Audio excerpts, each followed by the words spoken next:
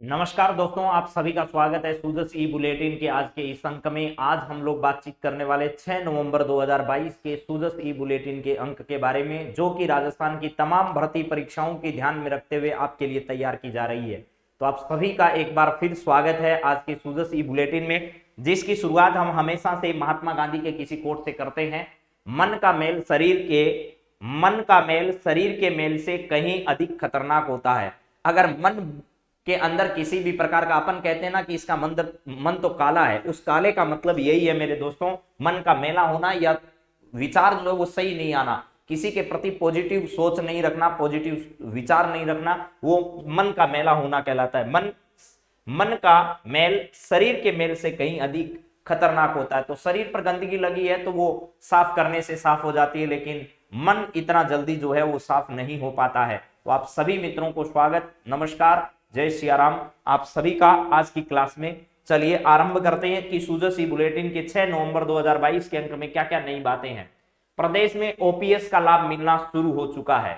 राजस्थान सरकार के मुख्यमंत्री अशोक गहलोत ने बजट 2022-23 में पुरानी पेंशन स्कीम, जिसको हम ओल्ड पेंशन स्कीम के नाम से जानते हैं, उस स्कीम को लागू करने की घोषणा राजकीय कार्मिकों को तोहफा दिया था। और अब इसको राजस्थान ओपीएस लागू करने वाला देश का पहला राज्य है, ये भी आपको ध्यान रखना है। राजस्थान जो है वो पुरानी पेंशन योजना लागू करने वाला पूरे देश का पहला राज्य बना है।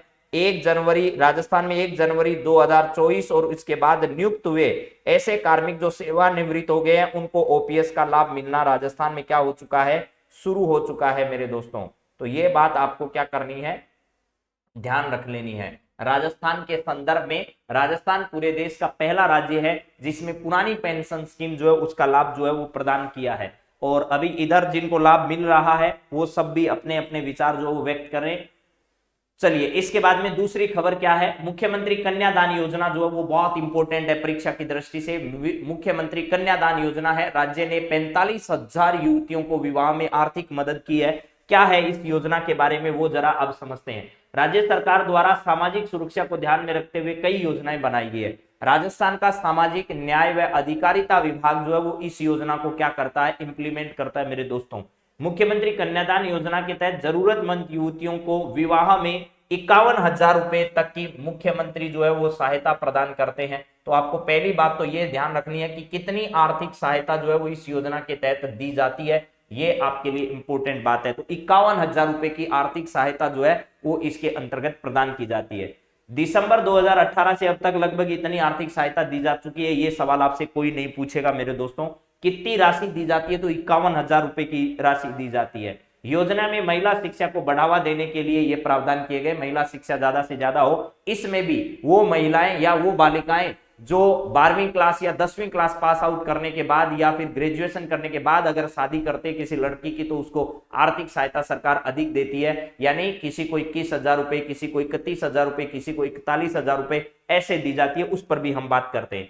इस योजना के पात्र कौन कौन है वो देखिए। योजना के अंतर्गत जो है वो मेरे दोस्तों, योजना में बीपीएल अंत्योदय आस्था कार्डधारी जो लोग हैं उनको इसके अंतर्गत क्या किया जाता है, लाभ दिया जाता है। लेकिन उनकी उम्र क्या होनी चाहिए, 18 वर्ष से अधिक होनी चाहिए। तो इसको बहुत अच्छे से समझ लीजिए। योजना में बीपीएल अंत्योदय आस्था कार्डधारी परिवारों की बालिकाओं को अनुदान दिया जाता है। साथ ही आर्थिक दृष्टि से कमजोर विधवा महिलाओं, विशेष योग्यजन की पुत्रियों, पालनहार योजना में लाभार्थी कन्याओं और महिला खिलाड़ियों को स्वयं के विवाह पर भी इस योजना का लाभ जो है वो दिया जाता है। अनुसूचित जाति, अनुसूचित जनजाति और अल्पसंख्यक परिवारों की 18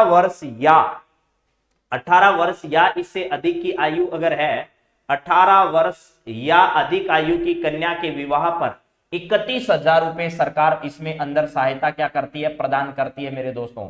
इतनी राशि सहायता के लिए सरकार इसमें देती है। अब यहां पर समझिए, अधिक आयु की कन्या के विवाह पर 31,000 रुपए, 10वीं पास अगर करती है तो उसको 10,000 रुपए अतिरिक्त, यानी उसको कुल 41,000 रुपए।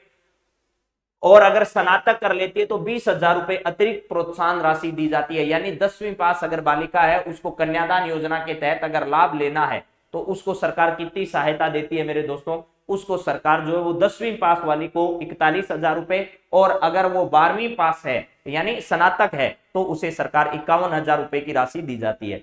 इस प्रकार इन वर्गों की कन्याओं को विवाह के लिए अधिकतम 51,000 रुपए की राशि जो है वो प्रदान की जाती है।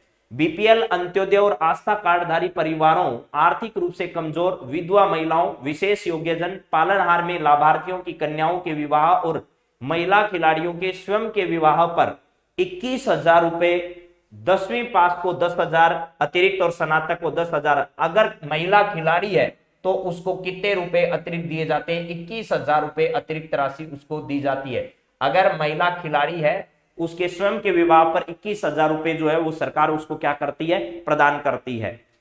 इन वर्गों की कन्याओं को अधिकतम 41,000 रुपए दिए जाते हैं। देखिए भैया यहां पर लिखा है कि अगर कोई महिला बीपीएल, अंत्योदय, आस्था कार्डधारी परिवार में, आर्थिक रूप से कमजोर, विधवा महिलाओं, विशेष योग्यजन, पालनहार में लाभार्थी की कन्याओं के विवाह और महिला खिलाड़ी के स्वयं के विवाह पर 21,000 रुपए, 10वीं पास को 10,000 रुपए और स्नातक को 20,000 रुपए अतिरिक्त प्रोत्साहन राशि, इन वर्गों को अधिकतम 41,000 रुपए। इधर आपके लिए जो लिखे हैं वो क्या है? कमजोर, विधवा, लाभार्थी कन्याओं और महिला खिलाड़ियों के स्वयं के विवाह पर इस योजना, स्वयं का विवाह है या उनकी कोई लड़की है तो उनको यह लाभ जो है वो प्रदान किया जाता है।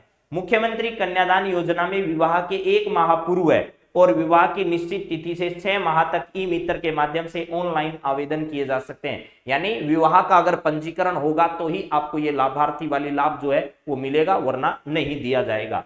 ये ध्यान रखना है। चलिए इसके बाद में बात करते हैं स्कूलों में। शिक्षा मंत्री बीडी कल्ला की पहल, 60,000 से अधिक सरकारी स्कूलों में चेस इन स्कूल कार्यक्रम शुरू किया गया है। इंदिरा गांधी जयंती से शतरंज खेल शुरू होंगे। इसके बाद नो बैग डे के दौरान बच्चे इसमें खेलेंगे। तो यहां पर है 19 नवंबर से इंदिरा गांधी जी की जयंती होगी। इस अवसर पर राजस्थान में जो है चेस इन स्कूल यह कार्यक्रम जो है वो राजस्थान में क्या किया जाएगा? 19 नवंबर से शुरू होने जा रहा है, ये ध्यान रखना। और नो बैग डे के दिन ये शतरंज खेल जो है वो राजस्थान के स्कूलों में क्या किया जाएगा? खेला जाएगा। प्रदेश के 60,000 से अधिक सरकारी विद्यालयों में पूर्व प्रधानमंत्री श्रीमती इंदिरा गांधी की जयंती 19 नवंबर से चेस इन स्कूल कार्यक्रम आरंभ होगा। इसके बाद हर महीने के तीसरे शनिवार को नो बैग डे के दौरान स्कूलों में शतरंज खेला जाएगा। ऐसा 66वीं जिला स्तरीय खेलकूद प्रतियोगिताओं के तहत शतरंज प्रतियोगिता के उद्घाटन समारोह के दौरान ये बात बीकानेर में कही थी हमारे शिक्षा मंत्री जी जो हैं, इनके द्वारा ऐसा कहा गया है। और मानसिक रूप से बच्चों को तैयार करने के लिए इस पहल की शुरुआत की जा रही है। इसके बाद में है राजीव गांधी ग्रामीण ओलंपिक खेलों का माहौल बना। यानी राजस्थान में जो है वो खेलों के प्रति एक सकारात्मक जो माहौल है वो राजीव गांधी ग्रामीण ओलंपिकों के बाद बना, ऐसा कहना है हमारे सामाजिक न्याय व अधिकारिता मंत्री के द्वारा। मुख्यमंत्री चिरंजीवी स्वास्थ्य बीमा योजना के बारे में आप सब लोग जानते हैं। 10 लाख रुपए तक का बीमा इस योजना के तहत किया जाता है। अभी वनपाल रक्षक भर्ती परीक्षा में यह सवाल पूछा गया कि इस योजना की शुरुआत कब की गई? 1 मई 2021 से इस योजना का आरंभ किया गया था। 1 मई 2022 से इसकी राशि को बढ़ाकर 10 लाख कर दिया गया। दुर्घटना बीमा योजना की शुरुआत 1 मई 2022 से की गई है। जीवन रक्षक योजना जो है उसके तहत 5,000 रुपए का प्रोत्साहन राशि जो है वो जीवन बचाने वाले व्यक्ति को प्रदान किया जाता है। ये सब आपको समझ लेना है। चलिए इसके बाद में अगली बातचीत देखिए क्या है।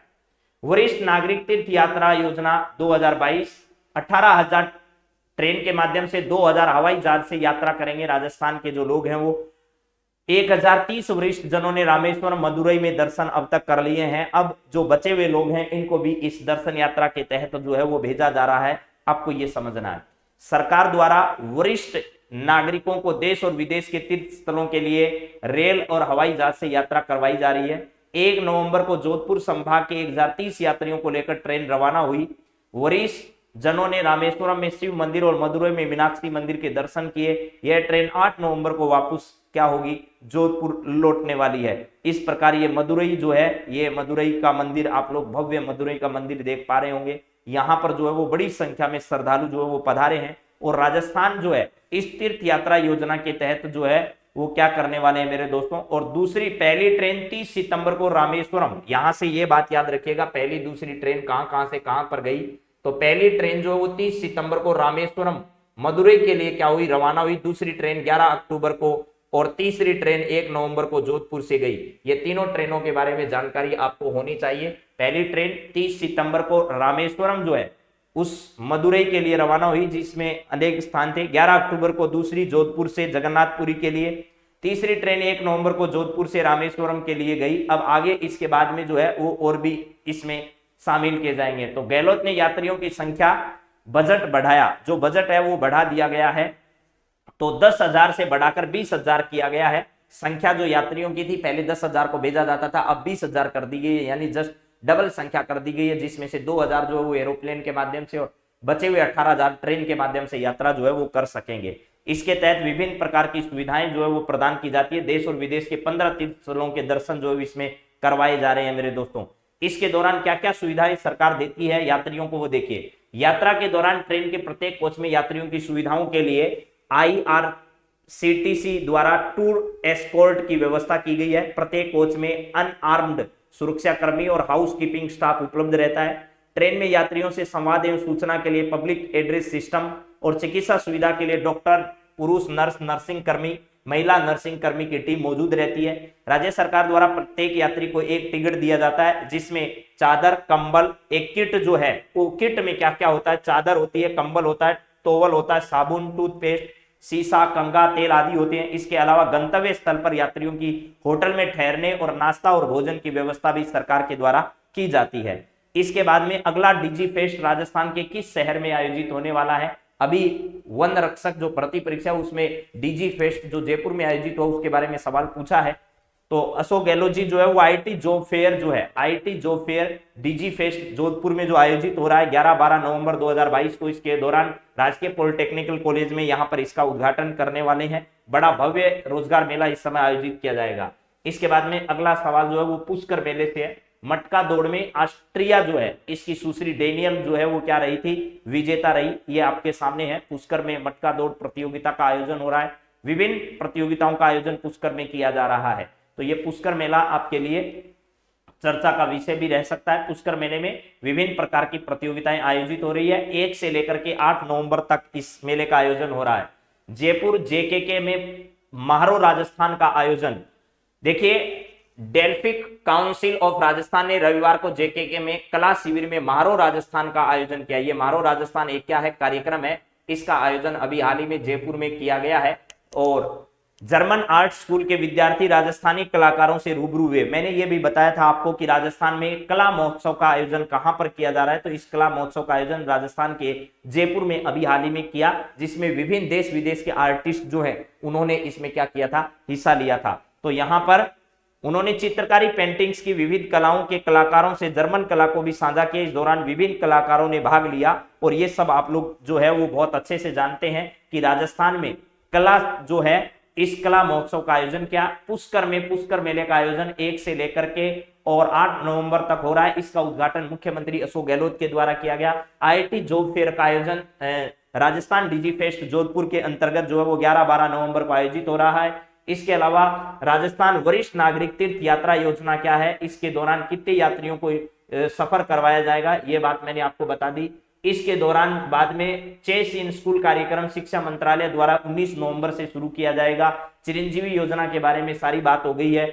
इसके बाद हमने जो है वो क्या कर लिया, मुख्यमंत्री कन्यादान योजना में भी बता दिया। योजना में 51,000 रुपए की राशि सरकार प्रदान करती है। 31,000 रुपए तो विवाह पर कन्यादान योजना के तहत दिए ही जाते हैं। 10वीं पास अगर है तो 10,000 रुपए अतिरिक्त, और अगर ग्रेजुएशन स्नातक है अगर बालिका विवाह करने वाली तो उसे सरकार जो है वो क्या देती है, 20,000 रुपए अतिरिक्त सहायता देती है। इसके अलावा प्रदेश में ओपीएस जैसी सेवा जो है वो उसको आरंभ करने वाला पूरे देश का पहला राज्य कौन सा बना, तो राजस्थान देश का पहला राज्य है जिसने ओपीएस व्यवस्था को क्या किया है, आरंभ किया है। अब मेरी उम्मीद है कि आप सभी को ये सारी बातें जो है वो पसंद आई होगी और आप सभी ने इन सभी बातों को बहुत ध्यान से, धैर्य से सुना है और आप सभी मित्रों का बहुत बहुत धन्यवाद है इसके लिए। अगली क्लास में वापस कुछ नई जानकारियां लेकर और आपको तमाम करंट अफेयर्स के सवालों के डिस्कशन के साथ हम लोग लेकर आते हैं, तो आप सभी का वहां भी स्वागत है। रोजाना गुरुकुल तारानगर के यूट्यूब चैनल पर सुबह 6 बजे से 7 बजे तक राजस्थान करंट अफेयर्स और दिन में आपको सूजस ई बुलेटिन का अंक मिलता है। उसके बाद शाम को 9 बजे से लेकर 10 बजे तक एसएससी जीडी की और इसके अलावा अन्य जैसे दिल्ली पुलिस है, इन भर्ती परीक्षाओं की तैयारी करने वाले मेरे दोस्त जो हैं उनके लिए करंट अफेयर्स की स्पेशल क्लास जो है उसका आयोजन किया जाएगा रात को 9 बजे से 10 बजे तक। आप सभी मित्रों का बहुत बहुत स्वागत है उन सभी तमाम कक्षाओं में। आप सभी को जय सिया राम, राम राम, नमस्कार।